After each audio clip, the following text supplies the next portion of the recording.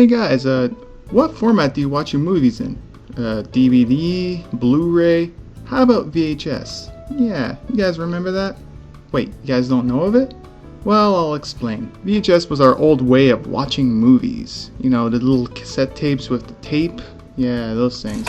You see, back in the late 80s and early 90s, we used to put things on the cassettes and tapes and all this shit.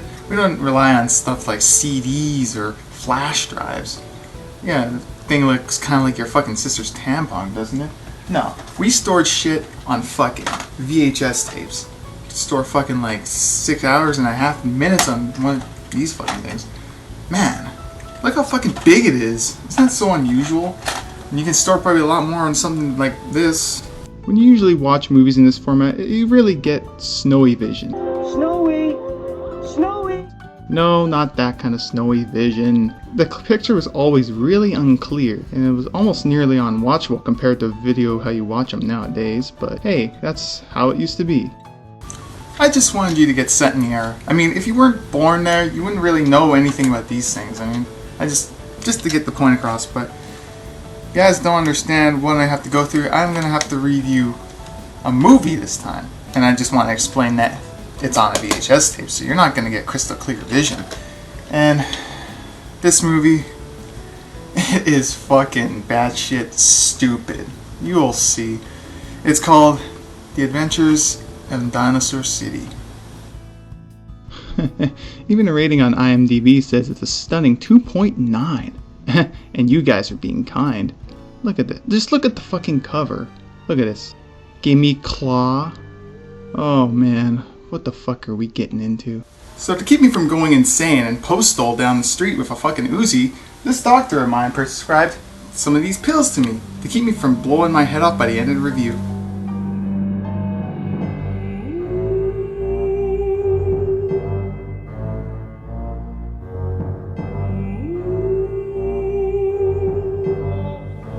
Anyway, I don't really mean anything to harm anyone, but what's that? Alright, my VHS is warmed up. We're ready. Let's begin. You're watching Super Channel. Back then, everything was always super. Superman, Super Dave, Super Nintendo, Super Mario, Super Channel. Honestly, it was the fucking super era. The movie begins with some kind of cave drawing mosaic. It has kind of interesting music, I have to say, but wait, what? Smart Egg Pictures? Really? What a coincidence. It's fucking Adventures of Dinosaur City.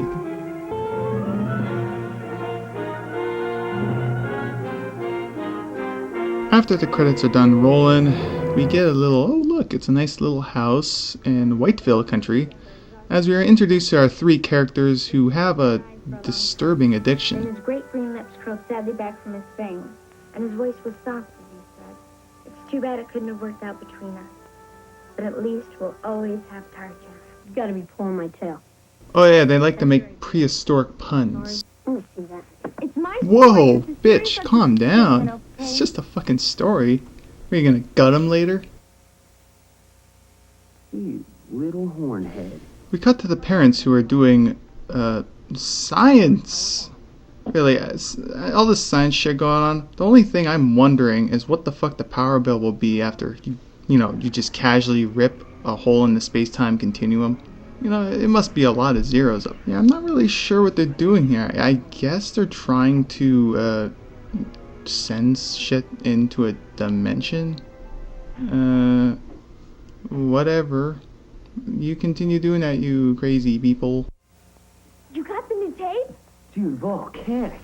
Oh yeah, they have an addiction to watching cartoons. And to be specific, it's, a dinosaur cartoon. The whole animation thing looks like it was done by Hanna-Barbera. The thing I wouldn't imagine Hanna-Barbera would draw is this. Guys, what the fuck is wrong with you? I don't know why, but that always slays me, seeing them freaking get riled up like that. They're acting like they're watching the fucking Super Bowl or something.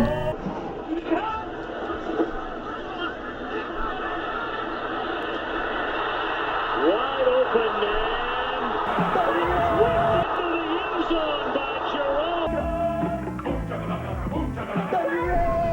Boom Chakalaka? That sounds familiar.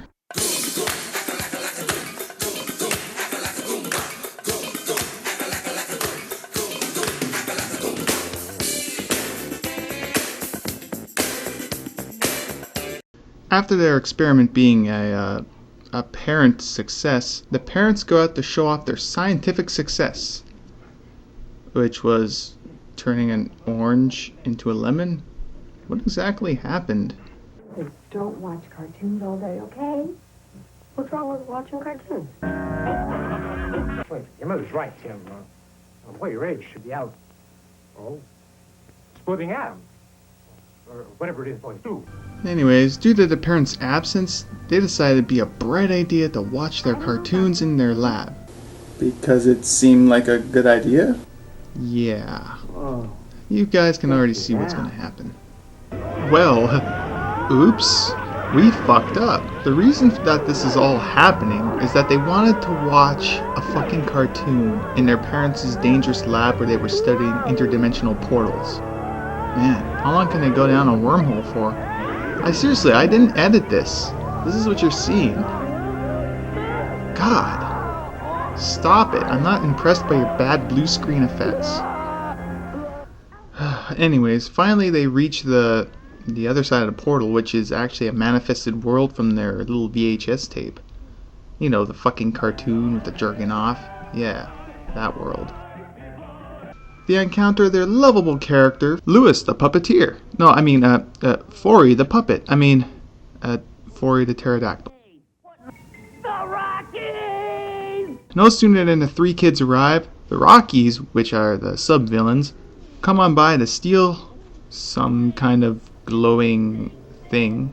If you take that, the cooling units on the lava tanks won't work. And we'll be looking at a complete meltdown of Source City in less than 24 hours. Wow, such advanced technology for a prehistoric kingdom.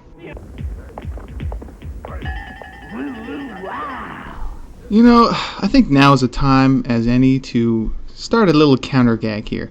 Every time we see some weird interspecies sort of thing, the number rises. Sounds like fun, right? Oh, but what should the sound effect be? I know. What were they thinking? So then they take on the duty to save Source City, even though they should be concerned of how the fuck to get home, but whatever. However, they cannot do it alone. They need to seek out, of course, you know where this is going, Rex and Tops. They're hanging out in some sleazy bar.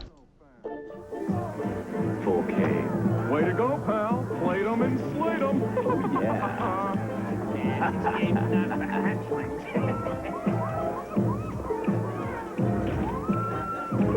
Look at that. What are those? Oh, my. Ooh, what a bunch of freaks. Looking for action, big boy? What sick fuck came up with this? Is this supposed to be erotic? Yeah, you know the phrase furry? What does it mean if they're reptilian?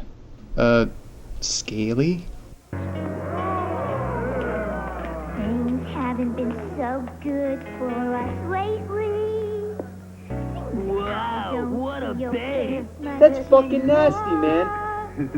Been ages. Oh god, I feel so sorry for you guys. This song is one of those songs that are so fucking annoying, you hate it so much, but it gets stuck in your head.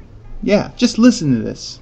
Now I make plenty of time with other guys, but none of them, baby, have your club. How'd you like to do the vertical stomp? Oh god, what the fuck? Ooh, I dig it when you get primitive. I just love soft pink skin. Ooh, Come here, A witch shooting milk at her tits? primitive at the top. What a nice club. What kind of sick bitches are these? You know, there's really something wrong with this whole scene. You know, this bar scene is gonna break my fucking counter. Hey, you guys, it was Tops. Who? They request for their help, but they turn them down. Rexy and I are doing fine. It's not our problem, babe. Well, at least until they get into a bar fight. Don't worry, people. No one's getting hurt because this movie is fueled by stupid noises. And then, they have a change of heart. You know she's right, Tops. This place is a dump. Wait a minute, Rex. You can't be thinking of going. I got a better idea. We could make a lot of money here in Tartown. Has it ever occurred to you there's more to life than just money? Well, no. But what about the Rocky Patrols? I know a secret way to Source City. Come on, guys. We then cut to a scene where the head honcho, whose name is, get this, Mr. Big. My name is Mr. Big. It's hard to make your villain seem intimidating when he's named after a candy bar.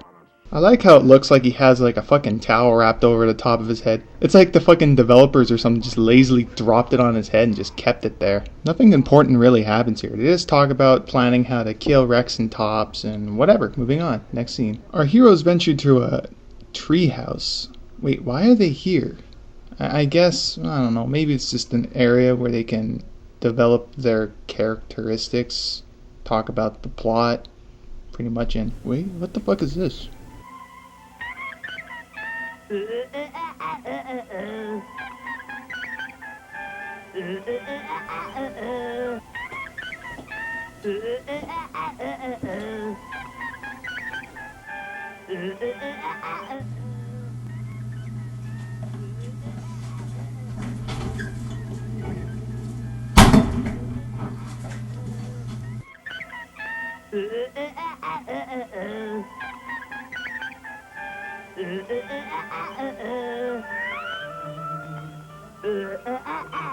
Oh, stop with the small talk, will ya? I got company here, just like the place up. Oh, thank God. I think I'm gonna go keep an eye out for the Rockies. Okay. FYI, Rex. If you're standing in lookout doesn't mean wander aimlessly waiting to be ambushed. You should be in, I don't know, a certain section of the trees. You're just acting as bait. Come on, there's something I should show you. That's fucking nasty, man. Rex takes Timmy on a little side trip. Where are they going, you may ask? An island hidden in fog. What's that? Skull Island. We're going to find Skull Island. Rex takes Timmy to his father's monument. He was labeled as a traitor because he betrayed and cut a deal with Mr. Big, where the war took place with the Allosauruses or some shit. It's just something they're sneaking in for the end of the fucking movie. Once they return, gasp, they get under attack, where more hilarity and stupid noises ensue.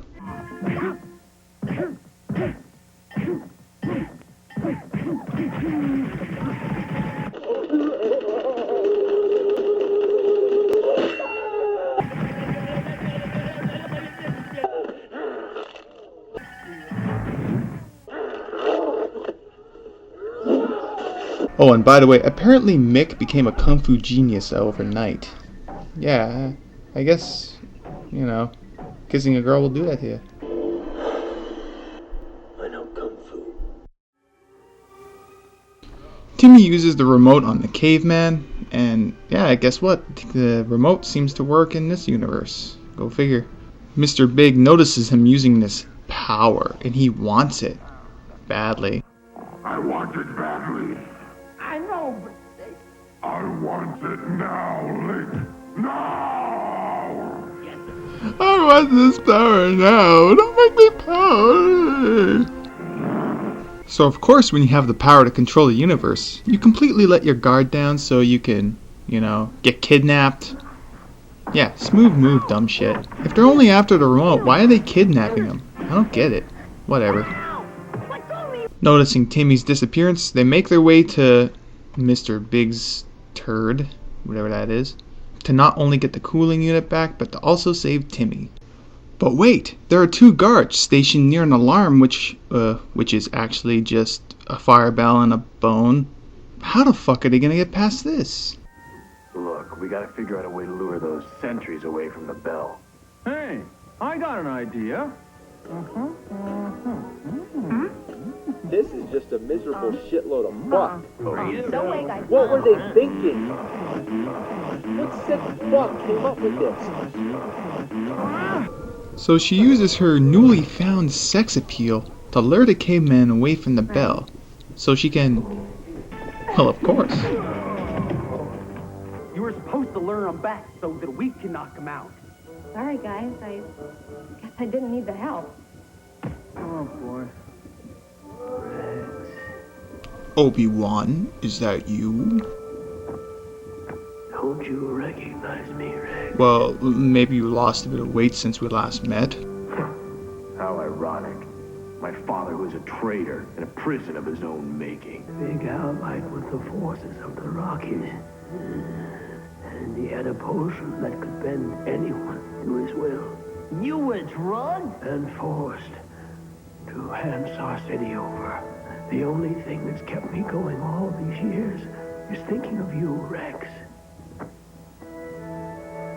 Father. Are you fucking kidding me? And he believes him? Oh yeah. I would make up that excuse too. I'd be like, remember that time that time I betrayed you and all that shit? Yeah, I was drugged, so yeah, forgive me. Like seriously, this whole thing was solved in like less than a minute. Father! Yeah, brilliant. So they make their way to the top of the tower, where they witness... Well, this is fucking classic. Go jump into a tar pit! Enough of this! You won't use it the way you did against my father, Big. Well, My name is Mr. Big. Yeah, nice negotiating skills.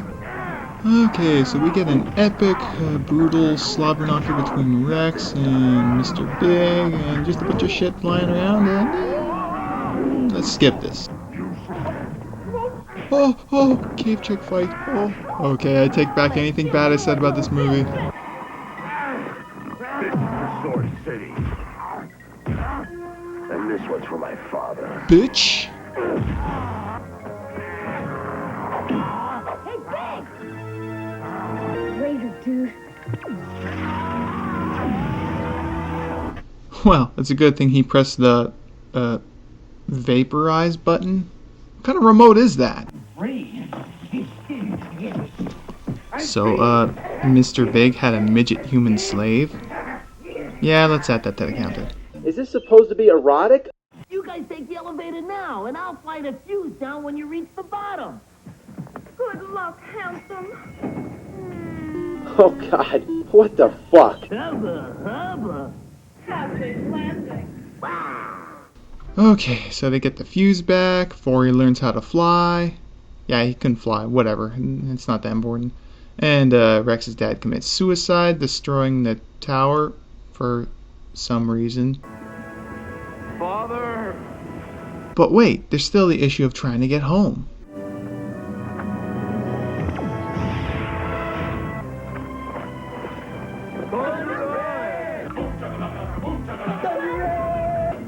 So, they're on their way home, and the ever so reluctant Timmy turns to bid this world farewell. Wait, Timmy. Don't go. Please.